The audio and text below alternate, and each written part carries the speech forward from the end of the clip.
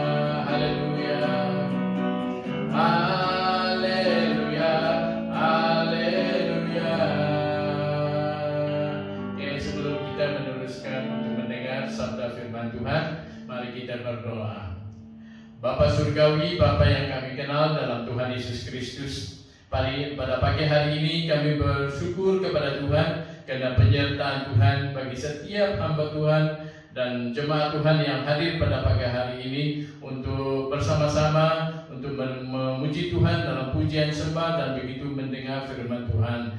Dan kami tidak lupa bagi saudara-saudara kami yang dalam kelemahan tubuh, mari Tuhan Engkau berkati kami dan memberikan kesembuhan. Begitu juga dengan hamba-Mu untuk berkongsi firman Tuhan pada pagi hari ini. Mari Tuhan pakai hamba-Mu untuk menyampaikan firman Tuhan. Haleluya. Dalam nama Yesus Tuhan sebagai juru selamat. Amin. Oke, sebelum kita mendengar firman Tuhan, mari kita mengangkatkan satu nyanyian penyembahan kita, yaitu Ku Rindu Firman Tuhan.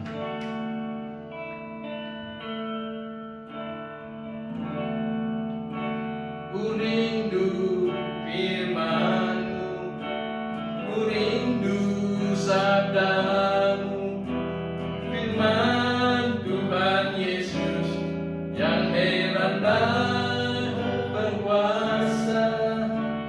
Berfirmanlah Tuhan, oleh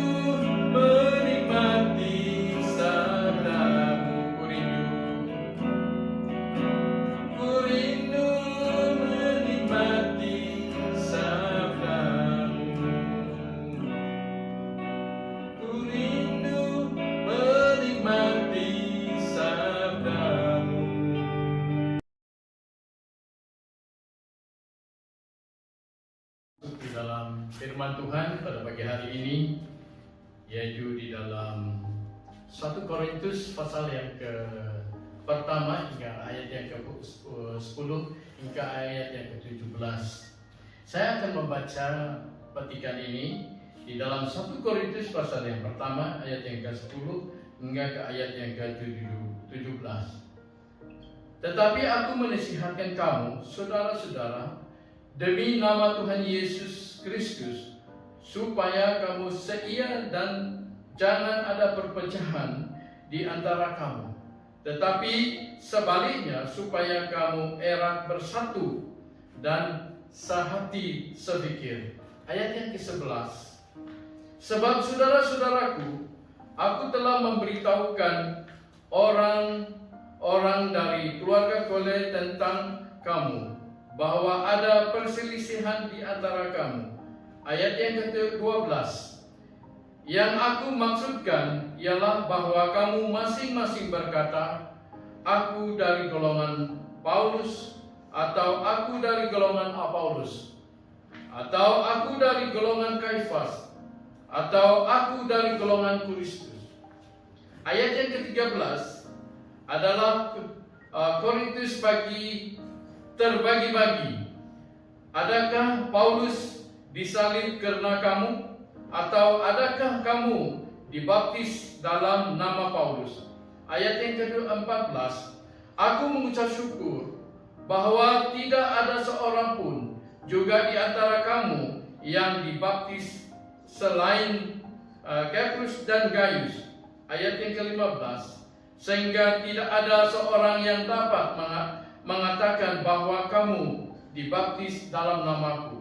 Ayat yang ke-16, 2 ayat terakhir, juga keluarga Stefanus aku yang membaptisnya, kecuali mereka tidak tahu entahkah ada lagi orang yang aku baptis. Ayat yang terakhir adalah sebab Kristus mengutus aku bukan untuk membaptis, tetapi aku memberitakan Injil, dan itu pun bukan dengan hikmat perkataan, supaya salib Kristus jangan disia-siakan. Mari kita berdoa. Tuhan Bapa Surgawi, pada pagi hari ini sekali lagi kami bersyukur, berterima kasih kepada Tuhan karena pagi hari ini kami dapat belajar dari firman Tuhan dari 1 Korintus pasal yang pertama ayat yang ke-10 hingga ke ayat yang ke-17, menjadi satu petunjuk bagi kami supaya kami merujuk sesuatu yang sudah terjadi untuk memperbetulkan jemaat ataupun kami sekarang ini. Dengan itu kami serahkan firman Tuhan pada pagi hari ini supaya seluruh jemaat akan menghayati, menerima urapan yang dari Tuhan melalui firman Tuhan ini. Terima kasih Bapa, di dalam dan atas nama Yesus Tuhan sebagai juru selamat. Amin. Pada pagi hari ini saya akan membawa kita dengan satu topik yang senang kita fahami, yaitu bagaimana kita merawat kesatuan. Di dalam firman Tuhan ini kita akan lihat kisah pelayanan Paulus di kota Korintus. Karena pertama Paulus sudah mengungkap di dalam pelayanannya di jemaat di Korintus, yaitu beberapa hal yang mengecewakan Paulus di dalam pelayanan. Teristimewa di dalam ayat pembacaan kita pada pagi hari ini. Itu sebabnya pada pagi hari ini kita akan melihat dari beberapa ayat firman Tuhan, dari ayat yang ke-10 hingga ke ayat yang ke-17. Pertama, kita akan lihat teristimewa mengenai sejarah gereja BEM Kampung Muhibah Kuala Berang ini, yang telah berdiri pada tahun 1982. Tetapi tokoh merawat kesatuan jemaat tubuh Kristus BEM Kampung Muhibah ini bertumbuh jauh dari Bandar Miri, mengambil masa 11 menit dari Bandar Miri ke gereja BEM Kampung Muhibah. Kini Kampung Muhibah dalam jumlah 300 lebih jemaat, baik kecil dan besar. Gereja sudah mengadakan program mingguan seperti kebaktian umum, kebaktian PKK, kebaktian pemuda-pemudi, kebaktian pelayanan wanita, kebaktian malam umum, kebaktian doa pemimpin, kebaktian doa syafaat, dan kebaktian kelompok share, dan begitu juga kunjungan pastor ke keluarga-keluarga jemaat BEM Kampung Muhibah. Dan yang terakhir, program mingguan adalah latihan musik dalam setiap minggu.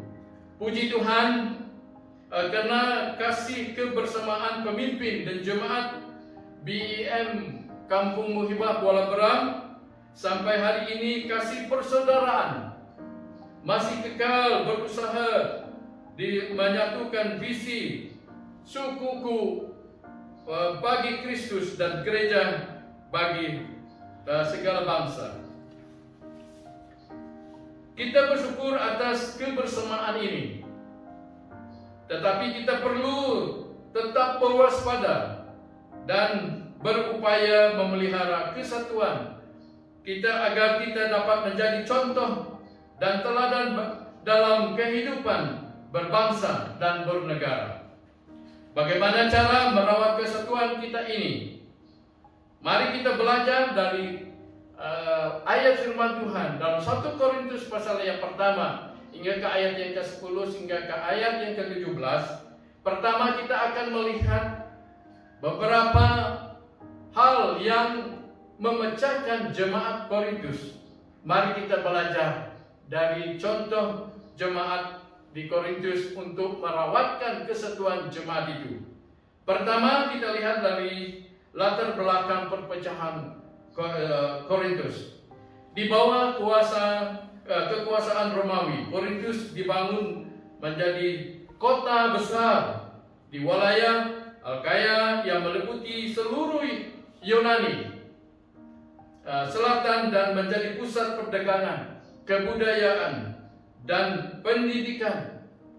Dan penduduk Korintus sangat majmuk, merupakan campuran dari orang-orang Romawi, Yunani, dan Yahudi.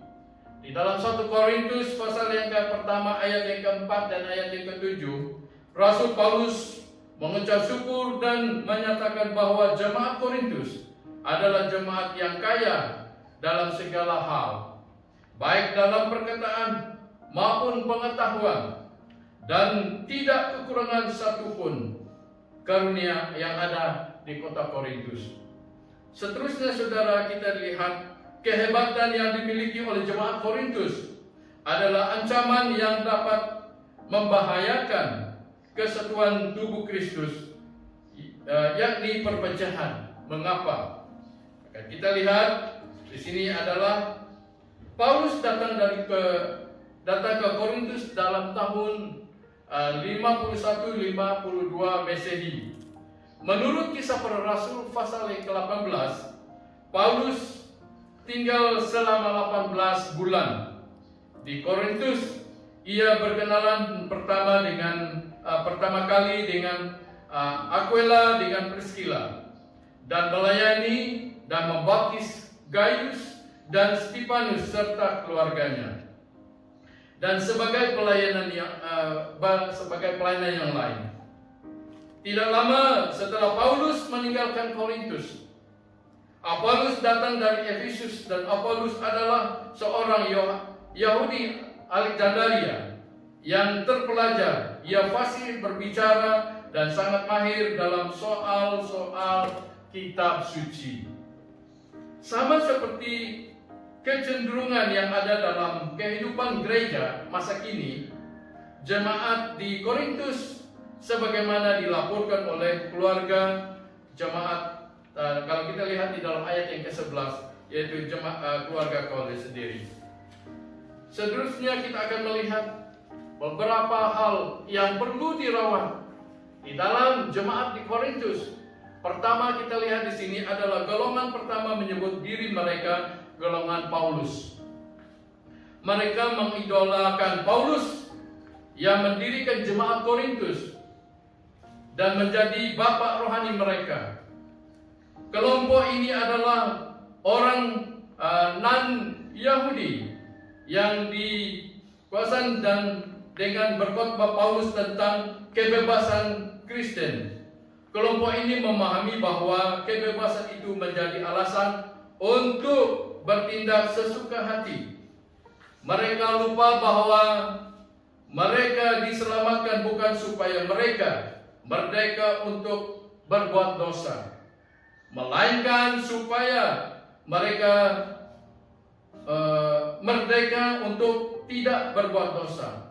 Golongan kedua yang perlu kita lihat di sini untuk dirawatkan di dalam golongan jemaat Korintus adalah golongan kedua, menyebut mereka golongan Apolos. Majority adalah orang-orang yang memiliki intelektual yang tinggi dan mempunyai filsafat. Injil dibuai dengan pemikiran-pemikiran filsafat. Mereka kagum dan akan kemampuan berkhotbah dan mereka akan dari tabiat Paulus, dan Paulus menganggap sebagai orang yang berperan penting di dalam pertumbuhan jemaat Korintus, karena dia adalah pengajar dan membuat jemaat menjadi besar. Golongan yang ketiga kita akan lihat di sini adalah golongan ketiga, menyebut mereka golongan Kaifas. Anggotanya adalah orang-orang Yahudi yang tetap patuh kepada hukum Taurat. Mereka meremehkan karunia dan menganggap bahwa pemberitaan tentang salib adalah satu kebodohan. Golongan yang terakhir akan kita lihat di sini adalah golongan keempat, adalah mereka yang menamakan diri mereka golongan Kristus.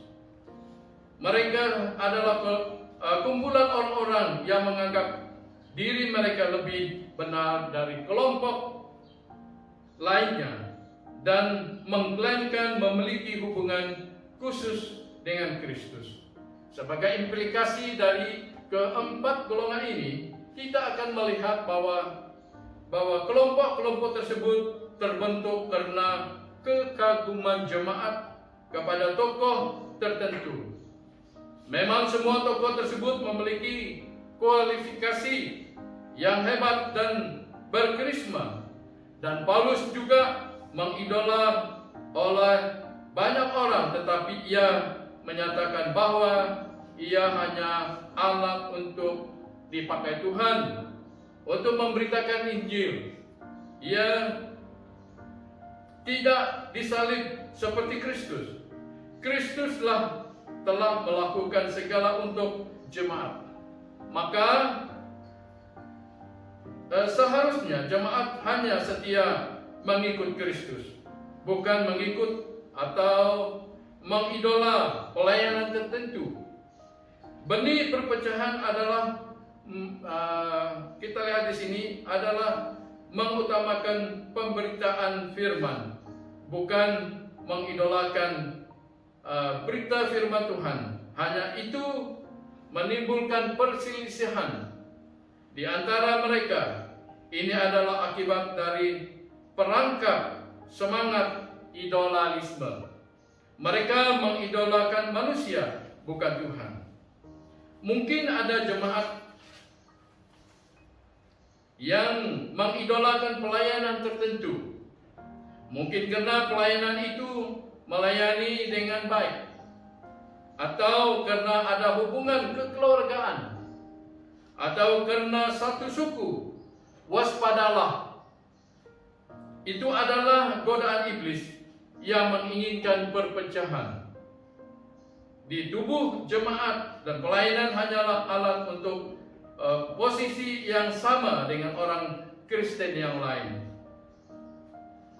yaitu anggota tubuh Kristus. Dalam 1 Korintus pasal yang ketiga, ayat yang ke-6 dan ayat yang ke-7, ditegaskan bahwa Paulus menanam, Apolos menyiram, tetapi Allah yang memberi pertumbuhan. Karena itu yang penting bukanlah yang menanam ataupun yang menyiram, melainkan Allah yang memberi pertumbuhan. Untuk memelihara kesatuan tubuh Kristus, Rasul Paulus menasihatkan dengan tegas agar jemaat seia, sekata, sehati, sefikir. Kalau kita melihat di dalam ayat yang ke-10, bahwa Kristus harus menjadi terutama. Dengan demikian, semua orang dapat menjadi saksi Kristus yang hidup. Merawat kesatuan dalam tubuh Kristus, bersekutu, bersaksi, dan melayani. Di dalam semua bidang pelayanan tersebut, hanya nama Tuhan Yesus dipermuliakan. Saudara, pada pagi hari ini, mari kita lihat dan belajar dari beberapa golongan mengidolakan tokoh-tokoh yang ada seperti Paulus, Kefas, Koristus, dan seterusnya. Pada pagi hari ini, mari kita sejemaat mengambil masa untuk beberapa perkara doa sebagai perkara doa kita jemaat Tuhan. Pertama, mari kita akan berdoa. Pertama perkara doa kita adalah semua jemaat Tuhan di gereja BIM Kampung Muhibah. Baik saudara kita yang dalam kelemahan tubuh, baik majelis gereja, baik yang dalam pekerjaan, baik yang dalam persekolahan, dan kita juga berdoa untuk orang yang dalam kelemahan tubuh. Sekarang dunia dan daerah kita ataupun diri untuk diselamatkan, dijauhkan dari wabah COVID-19.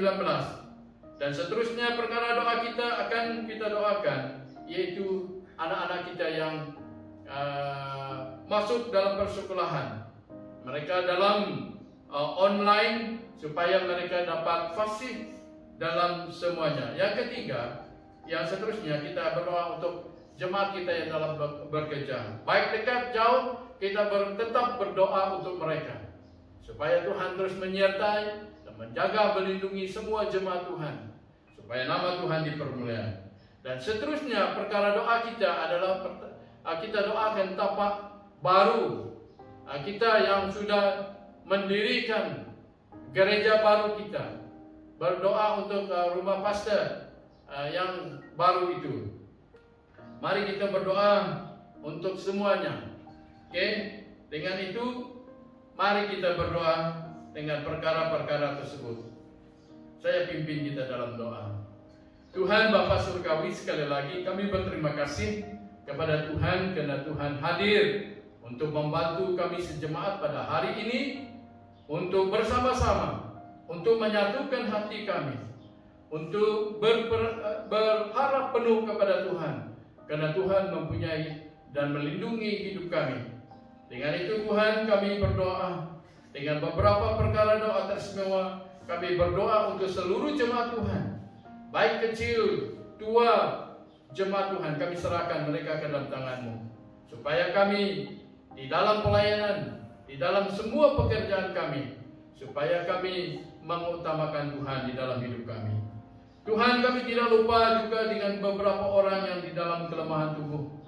Kami mohon Tuhan, dimanapun mereka pada pagi hari ini, baik di rumah sendiri, di kebun, dimanapun, baik di hospital, Tuhan, mari Tuhan campur tangan untuk merawat, untuk melawat jemaat Tuhan yang dalam kelemahan tubuh.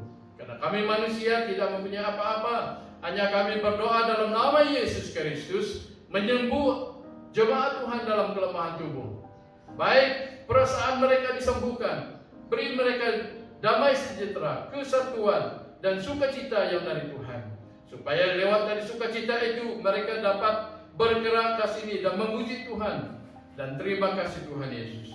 Pada pagi hari ini Tuhan Yesus, kami tidak lupa juga pada pagi hari ini jemaat Tuhan yang sudah lama menginginkan satu tapak yang sah, diakui oleh kerajaan. Yang sekarang ini ada gereja baru dan rumah pastor yang didiri di atas tapak itu. Sekali lagi Bapa, kami sejemaat pada pagi hari ini menyerahkan tapak ini ke dalam tangan-Mu. Baik urusannya kami serahkan ke dalam tangan Tuhan. Mari Tuhan beri kebijaksanaan, kesatuan, seia, sekata, sepikir kami untuk mengurus tapak ini demi kemuliaan-Mu. Terima kasih Bapak, sekali lagi pada pagi hari ini kami serahkan setiap pribadi kami yang hadir dalam ibadah pada pagi hari ini. Dan kami akan bersurai, kami akan pergi ke tempat kami masing-masing. Kami mengenakan kendaraan, jalan kaki, pakai motosikal dan apapun. Tuhan sertai kami, jauhkan kami dari mara bahaya, sakit, penyakit, dan kecelakaan. Biar pada hari ini damai sejahtera Tuhan akan menyertai kami. Terima kasih Bapa, di dalam dan atas nama Yesus, Tuhan sebagai Juru Selamat. Amin.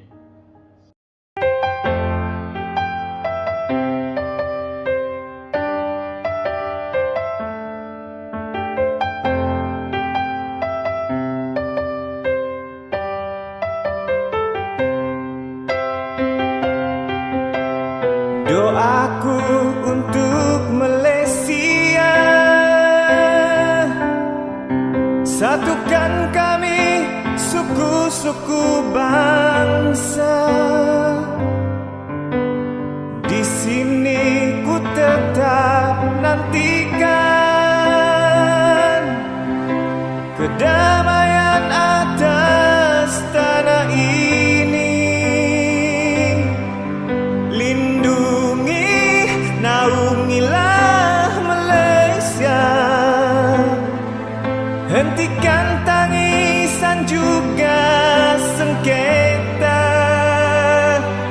Di sini tanah tercinta, kasih-Mu dinyatakan.